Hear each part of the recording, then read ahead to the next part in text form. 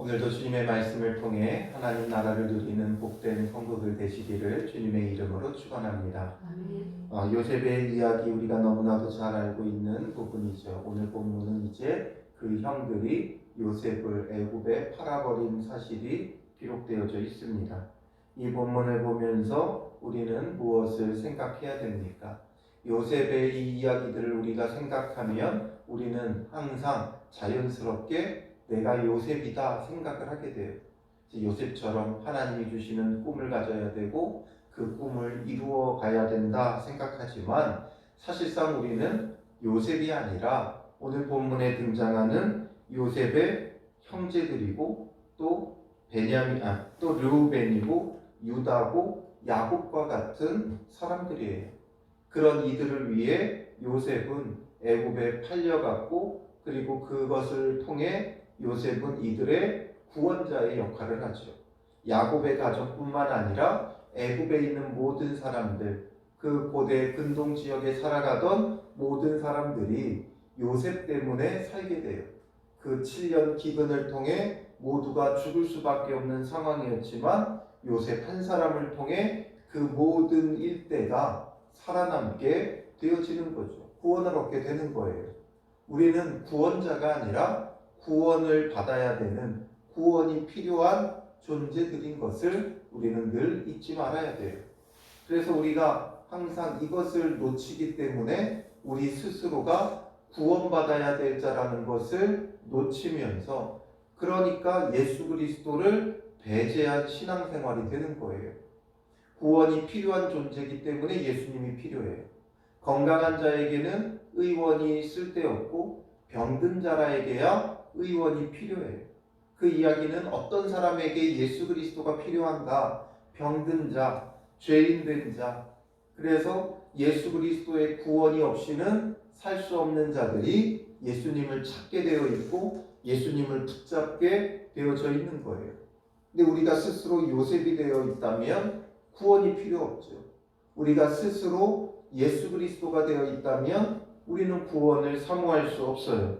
그래서 우리가 어떤 존재인가를 분명히 아는 것, 이게 바로 자기 부인이에요. 자기 부인이라는 게 목숨을 내놓고 불구덩이에 뛰어들어가고 선교 현장으로 나아가고 이게 자기 부인이 아니라 내가 구원이 필요한 죄인이라는 것을 철저히 아는 것이죠. 오늘 본문을 통해서 그런 죄인된 우리의 모습을 발견할 수 있어야 하는 것이죠. 요셉은 아버지의 심부름으로 형들과 또 그들이 돌보고 있는 가축을 살펴보러 나갔어요. 그리고 세겜 땅에서 형들을 찾지 못하고 도단으로 가서 형들을 만나게 되어지는데 18절에 보면 요셉이 그들에게 가까이 오기 전에 라고 되어 있어요. 요셉이 형들에게 다가가고 있었어요. 그리고 그들은 요셉의 형제들이죠. 요셉을 멀리서 보고 죽이기를 꾀하여 서로 이르되 꿈꾸는 자가 오는도다 말하고 있죠. 죽이기를 꾀하였다라는 거예요. 사실상 우리의 마음은 미움이 있어요. 뭔가 사람들에 대해서 나에게 선대하지 않는 자들에 대한 미움이 있어요. 그러나 미움이 있다고 죽이기를 꾀하기까지는 안 하죠. 우리가 마음으로는 또 말로는 죽고 싶냐 막 이런 표현까지 쓰죠. 분노하게 되면 상대에 대해서 죽고 싶냐 죽여버리겠다 이런 말들을 하지만 사실상 말뿐이지 정말 그것을 어떻게 죽일까 구체적으로 계획하거나 모의하지는 않아요. 죽이기를 꾀하였다라는 건 굉장히 구체적으로 모의했다는 거예요. 어떤 방식으로 죽일 것인가? 그냥 말만 하는 것이 아니라 그냥 그 감정의 미움을 토로하는 게 아니라 이 꾀하였다라는 건 이제 구체적으로 그를 죽이기로 계획하고 있다라는 것을 보여주죠. 심지어 이들은 형제예요. 형제들인데도 불구하고 그게 밉다고 자기들이 잘못해놓고 아버지에게 그것을 고자질했다고 밉다고 그래서 형제를 죽이려고 한다는 건 이들의 마음이 얼마나 악한지가 고스란히 담겨 있는 거죠. 그러므로 지금 이들이 이 정도로 악하다면 요셉이 앞선 2절에서 그가 그들의 잘못을 아버지에게 말하더라라는 것이 단순한 고자질이 아님을 우리는 알 수 있어요. 이들이 동생을 죽일 정도의 그 악한 마음을 품고 있다면 평상시의 행실도 마찬가지였겠죠. 그러니까 이들은 항상 평상시에도 선하지 못했어요. 악한 것이 있었어요. 그냥 일순간 단순히 그냥 순간 감정이 올라온 정도가 아니라는 거죠. 이런 건 평상시에 그들의 마음이 그러했다는 거예요. 불의했고 악했고 그 미움 때문에 동생을 죽일 정도로 계획하는 그런 악한 마음이 그들 가운데 있는 거죠. 그러면서 서로 뭐라고 말해요? 꿈꾸는 자가 오는도다. 자, 그를 죽여. 한 구덩이에 던지고 우리가 말하기를 악한 짐승이 그를 잡아먹었다 하자 말하죠.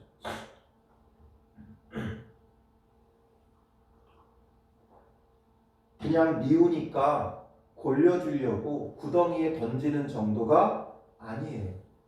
그냥 얄미워서 골탕 먹이려고 구덩이에 던지는 정도가 아니라 죽여 한 구덩이에 던지고 라고 되어 있죠. 구덩이에 던져서 골탕 먹이자가 아니라 죽여서 던지자 이거예요. 죽여서 던지자. 얼마나 악한 마음 속에 이들이 이렇게 하고 있는지가 고스란히 드러나죠. 그러면서 그의 꿈이 어떻게 되는지를 우리가 볼 것이니라. 그의 꿈이 어떻게 되는지 우리가 보겠다. 정말 무서운 말이죠. 그냥 일순간의 감정으로 동생을 미워하는 마음으로 하는 게 아니에요. 이들은 지금 이 요셉에 대해 굉장한 시기와 질투가 그 안에 가득 담겨 있는 거죠. 지금 그 꿈을 없애버리겠다. 그 꿈을 죽여버리겠다. 이들은 지금 암암리에 그의 꿈을 인정하고 있는 거예요. 이 시대에 꿈이라는 것은 하나님의 일하심이고 역사심이었어요. 이들은 아버지 야곱을 통해서 꿈을 통해 역사하시는 하나님에 대해서 들었을 거예요. 배웠을 거예요. 그렇기 때문에 지금 요셉이 이런 꿈까지 꾸는 것을 보면서 정말 하나님께서 그렇게 하시겠구나. 그거에 대한 두려움이 있었고 시기가 있었고 질투가 있었어요. 그러니까 그 꿈이 어떻게 되는지를 보자는 건 그 꿈을 없애버리겠다라는 거죠. 그 꿈을 없앤다는 건 하나님의 계획과 섭리예요. 요셉이 꾼 꿈에 담겨 있었던 것은 하나님의 계획하심이고 하나님의 뜻이고 하나님의 섭리예요. 그 꿈은 단순히 요셉을 높이겠다는 게 아니라 요셉 앞에 형제들이 무릎 꿇게 하겠다는 것이 아니라 그들을 구원하겠다는 하나님의 계획이 담겨 있어요. 이스라엘을, 그 백성을, 하나님의 백성을 보호하고 구원하겠다는 계획이 그 섭리가 담겨 있는 꿈이었어요. 그런데 그 꿈이 어떻게 되는지를 보겠다는 건, 그를 죽여 그 꿈이 어떻게 되는지를 보겠다는 건 그 꿈을 말살시켜버리겠다라는 거죠. 즉 하나님의 꿈을, 하나님의 그 계획을, 하나님의 뜻을 자기들이 무너뜨리겠다라는 굉장히 완악한 마음 속에 행하고 있는 거예요. 결국에는 그 시기가 하나님의 계획까지도 무너뜨리려고 하는 거죠. 지금 이 형제들은 너무나 악하고 완악함 속에 빠져 있어요. 악을 모의하고 있어요. 동생을 죽이는 것도 보통 일이 아닌데 하나님의 뜻과 계획까지 그 섭리까지 무너뜨리려고 하고 있다는 거죠. 그러니까 누군가에게 원수를 갚고 누군가를 해하는 것은 결국에는 하나님의 계획과 섭리를 우리가 스스로 정면으로 반박하고 있고 무너뜨리려고 하는 거예요. 하나님께서 악한 자들을 통해서 하실 일들도 있어요. 하나님께서 모든 것이 합력하여 선을 이루게 하세요. 그런데 내 뜻과 내 의지로, 내 감정으로, 시기로, 분노로, 다툼으로 무언가를 해하려 하고 없애버리려고 한다는 것은 하나님의 계획하심과 섭리하심을 정면으로 반박하는 거예요.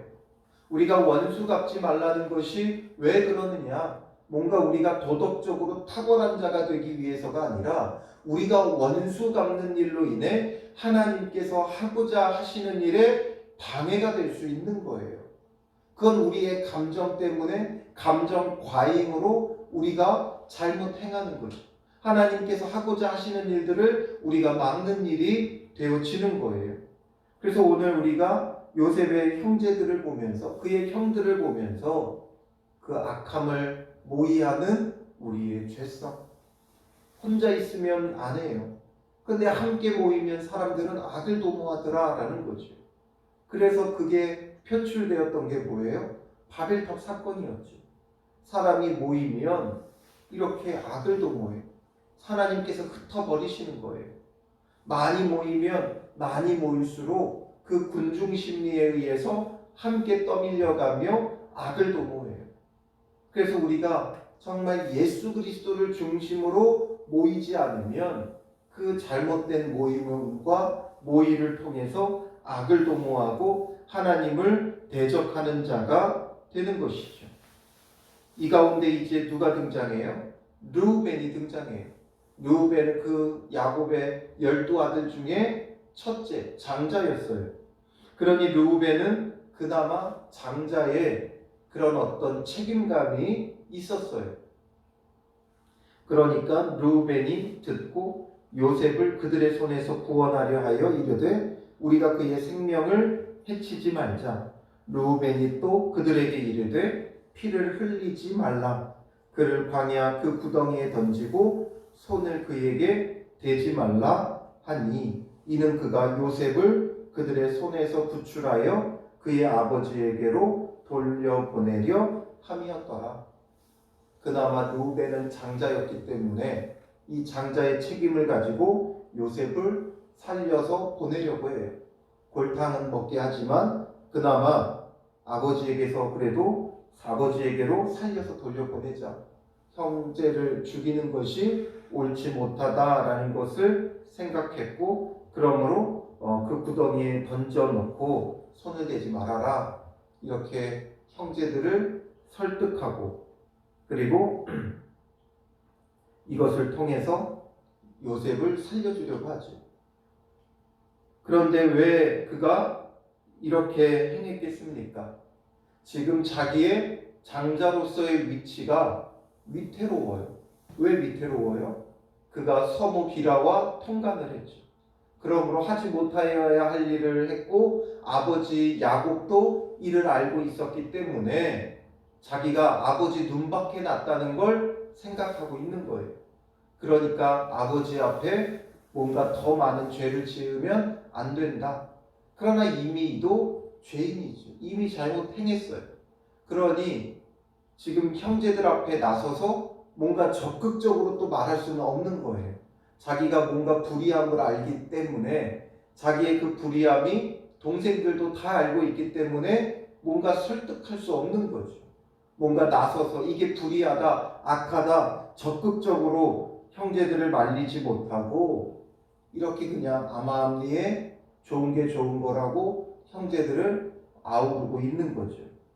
물론 그나마 그 동생들보다는 낫지만 여기에 문제는 뭐예요? 적극적으로 우리가 행하지 않으면, 적극적으로 진리를 추구하지 않으면 악에 딸려가게 되는 거예요. 그러니까 나중에 어떤 일이 벌어져요? 형제들이 요셉을 팔아버리고 그리고 나서 뒤늦게 땅을 치며 울죠. 29절에 보면 르우벤이 돌아와 구덩이에 이르러 본즉 거기 요셉이 없는지라 옷을 찢고 아우들에게로 되돌아와서 이르되 아이가 없도다. 나는 어디로 갈까? 땅을 치며 후회하는 거예요. 적극적으로 나섰어야 돼요. 그거 옳지 못하다. 우리 형제다. 그러니 이 일로 인해 우리가 죄를 짓지 말자. 또 아버지가 요셉을 잃으면 얼마나 슬퍼하겠느냐? 에서도 야곱이 아무리 미웠어도 아버지가 살아계실 때는 손대지 않아요. 아버지를 곡할 날이 가까웠으니 내가 그를 죽이리라. 아버지가 죽고 나면 그때서야 내가 어떻게 해버리겠다. 이러지 즉각적으로 이러진 않았거든요.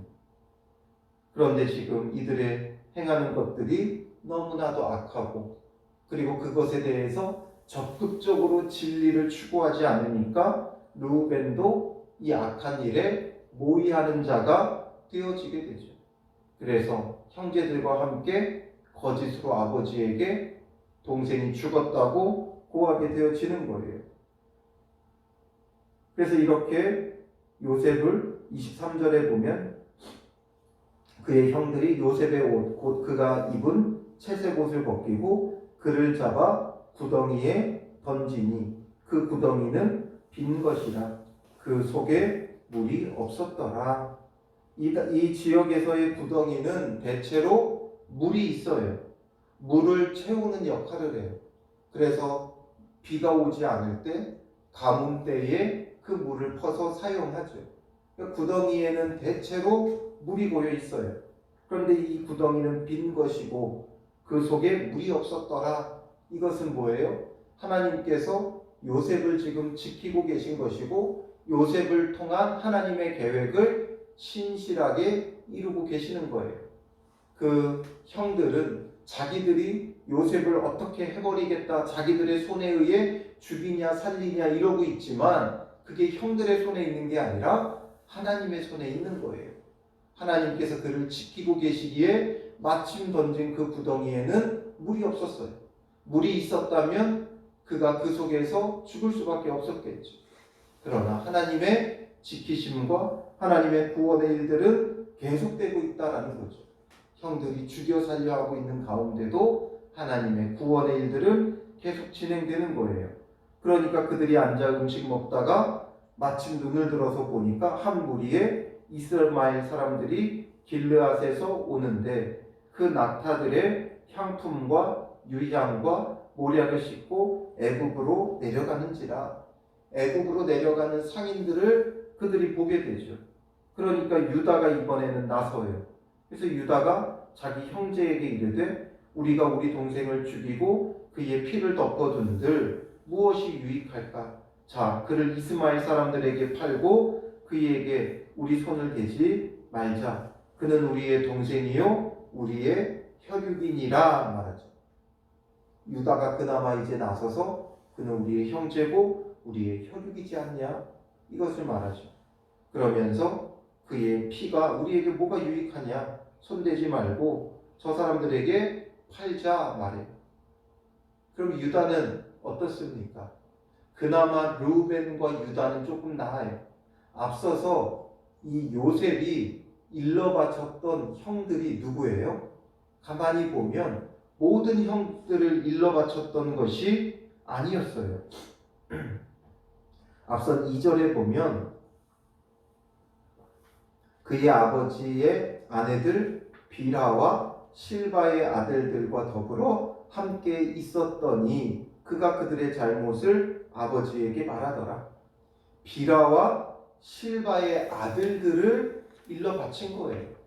빌하와 실바는 원래 레아와 라헬의 몸종들이었죠. 몸종들이었어요. 이들의 출신 자체가 몸종이었어요. 그러니까 종들에게서 나왔죠. 그러니까 첩에게서 낳은 아들들을 일러 바친 거예요. 이들의 행실이 악했어요. 그나마 정부인이었던 레아와 라헬의 아들들은 어느 정도 선한 모습들이 있는 거죠. 그래서 지금 르우벤도 그렇고 유다도 그렇고 다 누구의 아들이에요? 레아의 아들이에요. 정부인의 아들들. 그들은 그나마 뭔가 좀 더 나은 위치에 있었던 거죠. 우리 나라에서도 과거에 정실 부인의 자녀들과 첩의 자녀들의 대우와 위치의 수준이 달랐죠. 그러니까 지금 이 비라와 실바의 아들들은 자기들의 위치가 그만 못하다는 것에 대한 이미 시기와 질투가 있었던 거예요. 야곱의 특별한 사랑도 있었겠지만 자기들의 그 위치 가운데 항상 자기들의 그 어떤 피해의식이 가득했던 자들인 거죠. 종에게서 낳은 아들들이라는 어떤 그런 피해의식 때문에 계속해서 요셉을 뭔가 경계하고 대적하고 심지어 죽이려고까지 하는 것이고, 그나마 같은 위치에 있었던 레아의 아들들은 이제 그를 살리려고 하고 있어요. 그럼에도 불구하고 르우벤과 유다, 그나마 나아 보이지만 나은 게 아니에요.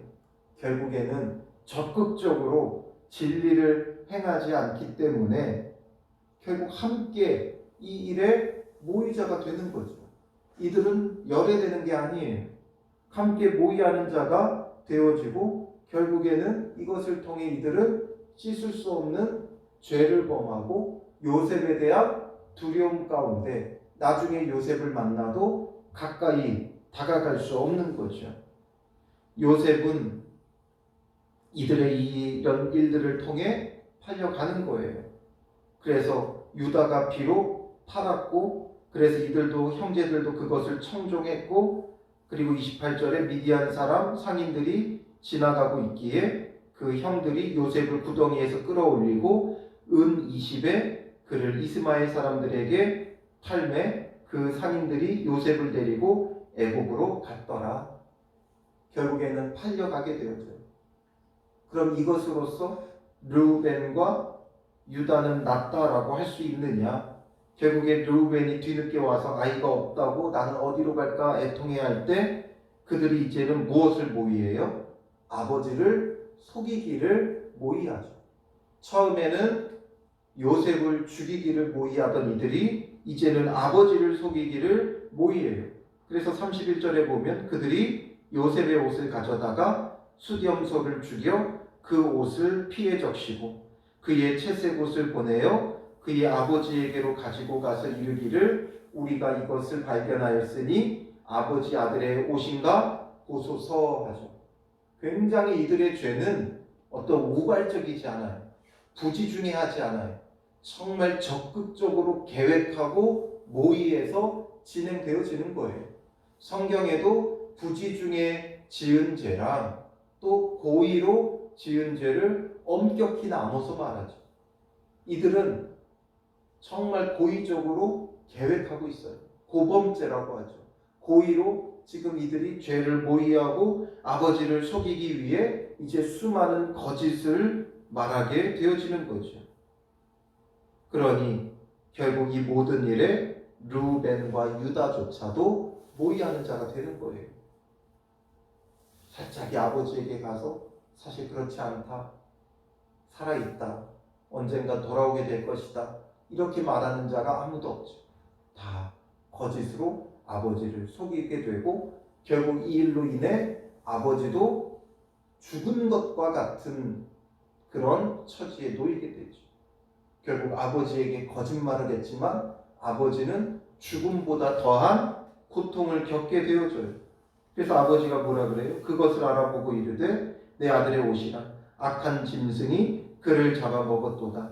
요셉이 분명히 찢겼도다 하고 자기 옷을 찢고 굵은 배로 허리를 묶고 오래도록 그의 아들을 위하여 애통하니 그의 모든 자녀가 위로하되 그가 위로를 받지 아니하여 이르되 내가 슬퍼하며 스올로 내려가 아들에게로 가리라. 정말 애통해하고 애국해하면서 그 자녀들의 위로 가운데도 위로받지 못해요. 한 명의 아들 죽었지만 지금 11명이 남아있잖아요. 그런데도 위로받지 못해요. 그리고 슬퍼하며 스올로 내려가 아들에게로 가리라. 이 말이 뭐예요? 이제 그는 슬퍼하며 스올로 내려간다. 스올은 지옥이죠. 지옥으로 내려간다는 거예요. 그래서 그 아들에게 가리라. 아들에게 내가 간다. 그러니 그의 인생은 지금부터 지옥 같은 인생을 살아가는 거예요. 죽음 같은 인생을 살아가는 거예요. 살아도 사는 게 아니죠. 사랑하는 라헬도 떠나갔고 이제 그래서 그 라헬을 대체할 수 있는 요셉도 죽게 되었다 생각하니까 그의 마음은 이미 지옥이에요. 스올이에요. 죽음이에요. 죽음 가운데 지금 놓여가지고 그의 남은 생애를 보내게 되어지는 것이죠. 이것을 보면서 결국 이 모두가 다 누구예요? 구원이 필요한 자들이죠. 이게 바로 우리의 모습이라는 거예요. 그의 형제들처럼 악을 도모하는 우리의 모습을 여기서 발견해야 돼요. 어쩜 저렇게 형제들이 악하냐? 그러나 우리 안에 있는 분노와 시기와 질투와 미움과 그런 마음들이 이 형들의 모습과 다르지 않다는 거예요. 지금 이들이 광야 속에 아무도 보는 사람이 없으니까 이런 일을 하는 거죠. 즉 살인이라는 게 어떤 정말 특별히 악한 자들만 하는 게 아니라 우리 안에 있는 시기와 미움과 질투가 기회를 만나면 하게 되는 거예요.